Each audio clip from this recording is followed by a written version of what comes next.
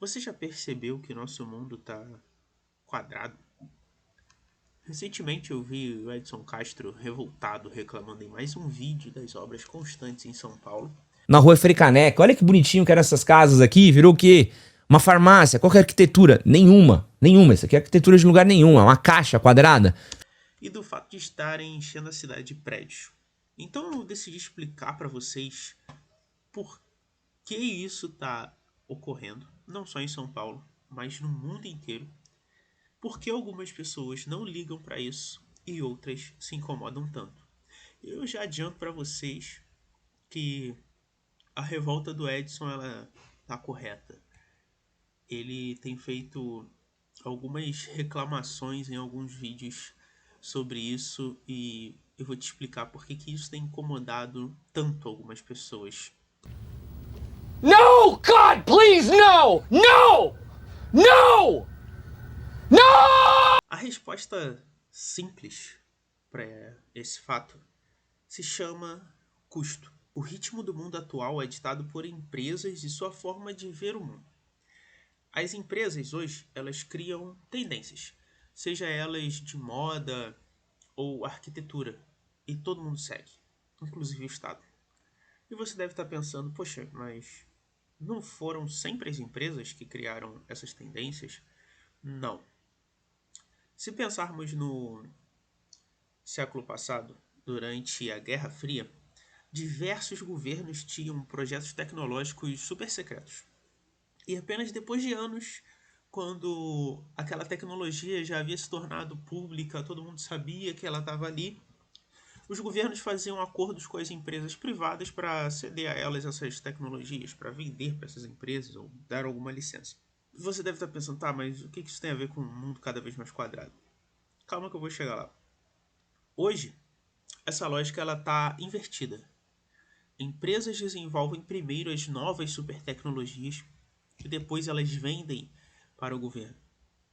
Hoje, as empresas elas estão num nível tecnológico que poucos governos conseguem chegar perto. Existem empresas hoje, principalmente as do setor militar, que têm departamentos tão secretos quanto a CIA, como a Skunk Works da Lockheed Martin. Se você está achando que secretos são as tecnologias do próximo PlayStation, você não tem noção do que as empresas hoje têm feito. Essa divisão da Lockheed Martin foi fundada em 1943 e foi a primeira empresa a tratar os projetos dessa forma. Afinal, eles desenvolvem nada mais nada menos do que software e avião para a Força Aérea Americana. Cada vez mais, as empresas estão desenvolvendo esse tipo de tecnologia e trabalhos secretos e dando ao mundo uma nova direção. Sem dúvida, as IAs são um marco da quarta revolução industrial. Ou elas podem ser. Ou talvez uma quinta. Ainda não está entendendo onde eu quero chegar, né? Bem, se antes existia a participação do Estado nas tendências do mundo, e hoje existem apenas empresas, quer dizer que estamos vivendo quase uma distopia onde a única coisa que importa é a lógica do capital. Não que o capitalismo esteja errado, mas usar essa lógica para tudo é doentio. Por que eu falei que hoje tudo que importa é custo? Antigamente, existia uma preocupação que não envolvia o custo. Ou você acha que o faraó estava se importando quanto custavam as pirâmides do Egito? Bem, provavelmente não, né?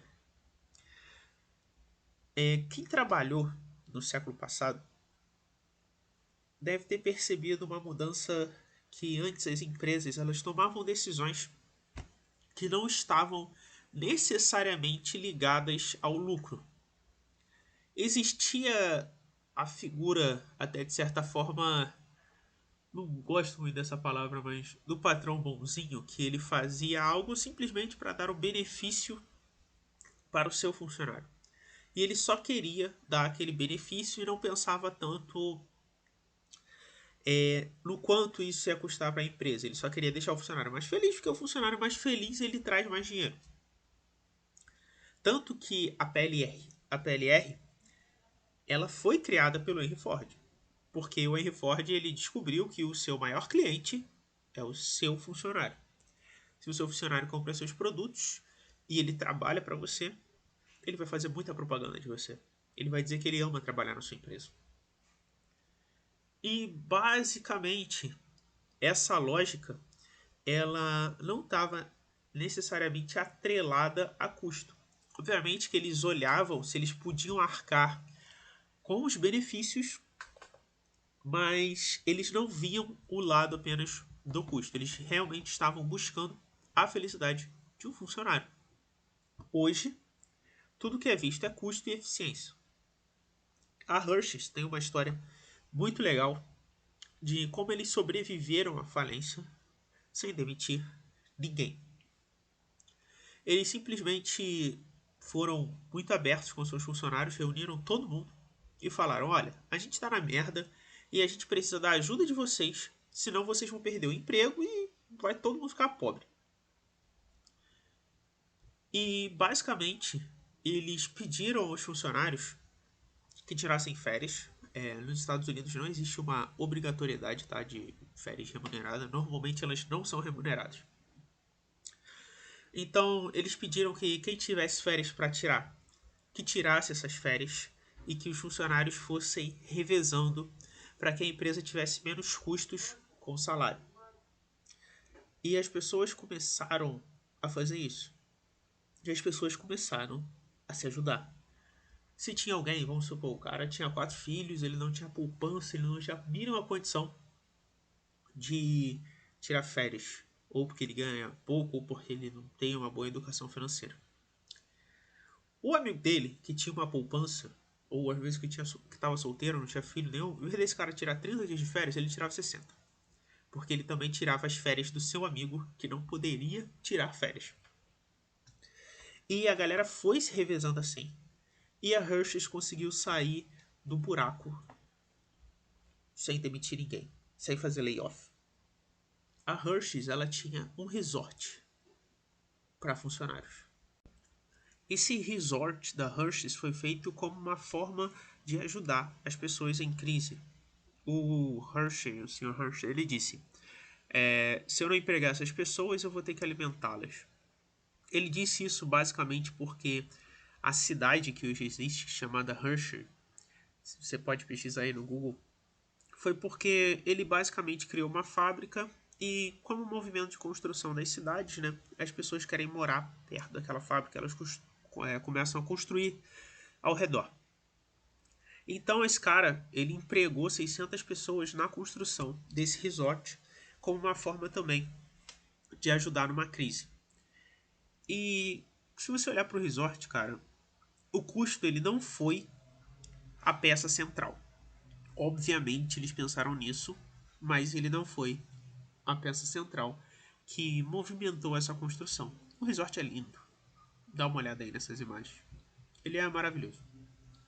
Porque quando se construía antes, se pensava não só no custo, mas na beleza, porque ela é eterna.